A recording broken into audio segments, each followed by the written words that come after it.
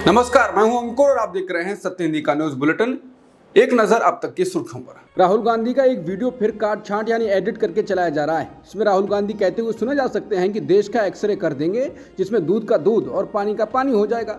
Minority को पता चल जाएगा कि उनकी भागीदारी कितनी है। हालांकि फुल वीडियो में राहुल गांधी कुछ और कहते हैं, जो जातिगत जनगणना से SC, ST, पिछड़े, माइनॉरिटी और गरीब जनरल कास्ट को हक देने की बात कहते हैं। इस पर कांग्रेस नेता पवन खेड़ा ने असली फुल वीडियो डाला है और कहा है कि देखिए, ये रहा पूरा वीडियो। डरपोक मोदी के जो डरपोक भक्त आपको काट छांट कर वीडियो भेज रहे हैं, उन्हें भी ये दिखाइए और पूछिए कि संविधान को क्यों बदलना चाहते हैं। सुप्रसिनेत ने भी कहा है कि झूठ का ही सहारा है मोदी और बीजेपी को। चुनाव आया, मोदी हिंदू मुसलमान करने लगे, BJP fake news factory Rahul Gandhi के वक्तव्य को काट छांट कर चलाने लगी। इसके अलावा बाकी लोग भी फुल वीडियो को साझा कर रहे हैं। झूठ में ना फंसने की बात करते हुए देखे जा सकते हैं। प्रधानमंत्री मोदी ने चुनावी सभा में एक बार फिर मुसलमानों पर टिप्पणी करते हुए विपक्षी कांग्रेस और इंडिया अलायंस पर निशाना साधा है। पीएम मोदी ने मंगलवार को राजस्थान के टोंक में अपने भाषण में आरोप लगाया है कि कांग्रेस पार्टी दलितों और पिछड़ों का आरक्षण छीनकर मुसलमानों को देना चाहती है। इससे पहले नरेंद्र मोदी ने राजस्थान के बांसवाड़ा में कहा था कि कांग्रेस पार्टी देश के लोगों की संपत्ति लेकर ऐसे लोगों में बांटना चाहती है जो अधिक बच्चे पैदा करते हैं और जो घुसपैठिए हैं। पीएम मोदी ने आज राजस्थान में एक बार फिर कांग्रेस के घोषणा पत्र को निशाने पर लिया और कहा कि कांग्रेस वोट बैंक पॉलिटिक्स के दलदल में इतना धंसी हुई है कि उसे बाबा साहेब के संविधान की कोई परवाह नहीं है। उन्होंने अपने मैनिफेस्टो में लिखा है कि आपकी संपत्ति का सर्वे करेंगे, हमारी माताओं बहनों के पास जो मंगलसूत्र होता है उसका सर्वे करेंगे। फिर उनके एक नेता ने तो यहाँ तक कहा कि एक्सरे किया जाएगा। पीएम मोदी ने कहा कि कांग्रेस आपके घर का सर्वे कराएगी और अगर आपके पास 2 घर होंगे तो एक छीन लेगी। पीएम मोदी ने कहा कि परसों जब मैं राजस्थान आया था तो मैंने एक 90 सेकंड के भाषण में कुछ असत्य देश के सामने रखा था। उससे पूरी कांग्रेस और इंडी गठबंधन में भगदड़ मच गई है। मैंने देश के सामने सत्य कहा था कि कांग्रेस आपकी संपत्ति छीनकर अपने खास लोगों को बांटने के लिए गहरी साजिश रचकर बैठी है। प्रधानमंत्री मोदी ने राजस्थान के टोंक सवाई माधोपुर में कहा कि कांग्रेस के शासन में हनुमान चालीसा सुनना भी गुनाह हो जाता है। उन्होंने कहा कि आज हनुमान जयंती पर मुझे कुछ दिन पहले की एक तस्वीर याद आ रही है। वो तस्वीर है कांग्रेस के शासन वाले कर्नाटक की। पीएम मोदी ने कहा कि कुछ दिन पहले वहां एक छोटे दुकानदार को सिर्फ इसलिए बुरी तरह से पीटा गया, लहूलुहान कर दिया गया, क्योंकि वो अपनी दुकान पर बैठे बैठे हनुमान चालीसा सुन रहा था। आप कल्पना कर सकते हैं कि कांग्रेस के राज में हनुमान चालीसा सुनना भी गुनाह हो जाता है, अपनी आस्था का पालन करना भी मुश्किल हो जाता है। केंद्रीय गृह मंत्री अमित शाह ने पश्चिम बंगाल में रोड शो किया। इस दौरान उन्होंने कहा कि बंगाल वालों ने 2019 में 18 सीटें दी और राम मंदिर का केस भी जीता। मोदी जी ने राम मंदिर का भूमि पूजन भी किया, प्राण प्रतिष्ठा भी कर दी। आप इस बार 35 सीटें दीजिए, मैं घुसपैठ रोकूंगा। ममता बनर्जी ने घुसपैठ को बढ़ावा दिया है। कांग्रेस अध्यक्ष मल्लिकार्जुन खड़गे ने कहा है कि मैं मोदी को चुनौती देता हूं, अगर उन्हें इस देश के गरीब लोगों की कोई चिंता है और सामाजिक न्याय और समानता को बढ़ावा देना चाहते हैं तो उन्हें उन सभी भाजपा नेताओं को निष्कासित करना चाहिए जो कह रहे हैं कि वो संविधान बदल देंगे। अगर मोदी में हिम्मत है तो उन्हें ये कार्रवाई करनी चाहिए। राहुल गांधी ने अशोक चौहान पर पीएम मोदी के बयान को ट्वीट किया है। जहां 2014 में पीएम मोदी चौहान के खिलाफ बोल रहे होते हैं तो 2024 में उनके समर्थन में और खुशी जाहिर कर रहे होते हैं। तीसरी क्लिप में राहुल गांधी कहते हैं कि जितने भ्रष्टाचारी हैं बीजेपी में जा रहे हैं वो सबसे बड़ी वॉशिंग मशीन चल रही है। राहुल गांधी कहते हैं कि भ्रष्टाचारियों के दाग मिटाने वाली भाजपा को सरकार से मिटाने और हिसाब बराबर करने को जनता तैयार बैठी है। लोकसभा चुनाव के नतीजे आने से पहले ही बीजेपी गुजरात की सूरत लोकसभा सीट पर जीत गई है।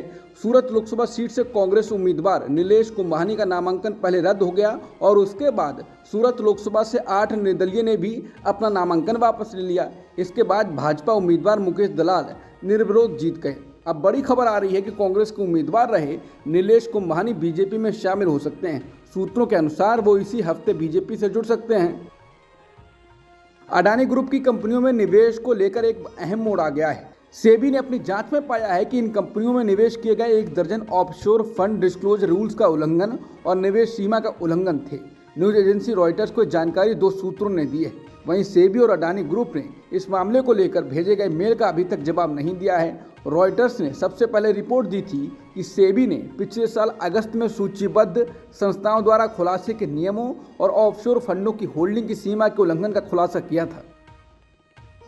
कांग्रेस नेता जयराम रमेश ने कहा है कि सेबी ने अब इस बात की पुष्टि की है कि अडानी समूह की कंपनियों में निवेश किए गए 1 दर्जन ऑफशोर फंडों ने डिस्क्लोजर नियमों और निवेश सीमा का उल्लंघन किया है। जयराम ने कहा कि ये हेमशेल के सिरे की तरह है, जो अब दिख रहा है वो पूरे स्कैम का सिर्फ एक छोटा हिस्सा है। जब हम जून 2024 में सत्ता में आने के बाद जेपीसी का गठन करेंगे तब ये साफ होगा ये लूट आखिर कितनी बड़ी है। शिवसेना नेता प्रियंका चतुर्वेदी ने अडानी और ग्रुप और सेबी की रिपोर्ट को ट्वीट किया है और कहा है कि हिंडनबर्ग रिपोर्ट सही थी। अब सवाल ये है कि सेबी क्या कार्रवाई करेगा। क्या ईडी को इन ऑफशोर निवेशक कंपनियों की जांच करने के लिए कहा जाएगा? क्या ये शेल कंपनियां विशेष रूप से एक समूह में निवेश करने के लिए बनाई गई थी, या क्या सेबी उन्हें महज चेतावनी देकर बच निकलने देगी? पतंजलि आयुर्वेद के भ्रामक विज्ञापन मामले में मंगलवार को सुनवाई के दौरान सुप्रीम कोर्ट ने रामदेव से उनके अखबारों में दिए गए सार्वजनिक माफीनामे को लेकर सवाल किया। अदालत ने पूछा कि क्या आपका माफीनामा उतना ही बड़ा है जितना आपने भ्रामक विज्ञापन दिया था। रामदेव से यह भी सवाल किया गया कि आखिर सुप्रीम कोर्ट में मामले पर सुनवाई से ठीक पहले ही सार्वजनिक माफीनामे को क्यों जारी किया गया। बता दें, पतंजलि आयुर्वेद ने 67 अखबारों में माफीनामे को जारी किया है। इसमें कहा गया है कि भ्रामक विज्ञापन देने जैसी गलतियां भविष्य में दोबारा नहीं की जाएंगी। साथ ही सुप्रीम कोर्ट को आश्वासन दिया है कि वो अदालत और संविधान की गरिमा को बनाए रखने के लिए अपने प्रतिबद्धता पर कायम है। वहीं सुप्रीम कोर्ट में केस की सुनवाई टल गई है। अदालत अब बाबा रामदेव और बालकृष्ण के मामले की सुनवाई 30 अप्रैल को करेगी। बाकी के सभी 7 बिंदुओं पर 7 मई को सुनवाई होगी। दिल्ली के राउस एवेन्यू कोर्ट ने आम आदमी पार्टी के मुखिया अरविंद केजरीवाल और भारत राष्ट्र समिति यानी बीआरएस नेता के कविता और चंद्रप्रीत सिंह की न्यायिक हिरासत 7 मई तक बढ़ा दी है। दिल्ली शराब नीति मामले में तीनों की हिरासत को 14 दिनों तक बढ़ाया गया है। इस तरह दिल्ली सीएम अरविंद केजरीवाल अभी तिहाड़ जेल में ही रहने वाले हैं। कविता को भी तिहाड़ जेल में रखा गया है। कथित शराब घोटाला में तिहाड़ जेल में बंद दिल्ली के मुख्यमंत्री अरविंद केजरीवाल को जेल में पहली बार इंसुलिन मुहैया कराई गई है। केजरीवाल के शुगर और इंसुलिन की जरूरत को लेकर आम आदमी पार्टी और बीजेपी के बीच जमकर बयानबाजी हो रही है। आम आदमी पार्टी के विधायक और दिल्ली सरकार में मंत्री सौरभ भारद्वाज ने ट्वीट कर इसकी जानकारी दी है। बीजेपी ने लद्दाख लोकसभा सीट से सिटिंग सांसद जामयांग सेरिंग नामग्याल का टिकट काट दिया है। यहां से भाजपा ने ताशी ग्यालसन पर दांव खेला है, जो पहली बार लोकसभा चुनाव में किस्मत आजमाने जा रहे हैं। ताशी ग्यालसन स्वायत्त पहाड़ी विकास परिषद के अध्यक्ष और सह मुख्य कार्यकारी पार्षद हैं। ब्रिटेन के प्रधानमंत्री ऋषि सुनक के रवांडा बिल को औपचारिक तौर पर मंजूरी मिल गई है। ये बिल ब्रिटेन के निचले सदन यानी हाउस ऑफ कॉमन्स में पास हो गया था, लेकिन ऊपरी सदन यानी हाउस ऑफ लॉर्ड्स में अटका हुआ था। अब हाउस ऑफ लॉर्ड्स ने भी विधेयक को पास कर दिया है। शाही परिवार की मंजूरी के बाद ये विधेयक कानून बन जाएगा। रवांडा कानून के जरिए ब्रिटेन सरकार अपने यहाँ शरण लेने वाले कुछ लोगों को मध्य अफ्रीकी देश रवांडा भेजेगी। इस विधेयक की विपक्षी पार्टियों ने जमकर आलोचना की, लेकिन कई दौर की बहस के बाद आखिरकार सोमवार रात विपक्ष ने अपनी आपत्तियां वापस ले ली और बिल पास हो गया। अब तक की सुर्खियों में इतना ही। बाकी खबरों के लिए बने रहिए सत्यहिंदी.com के साथ।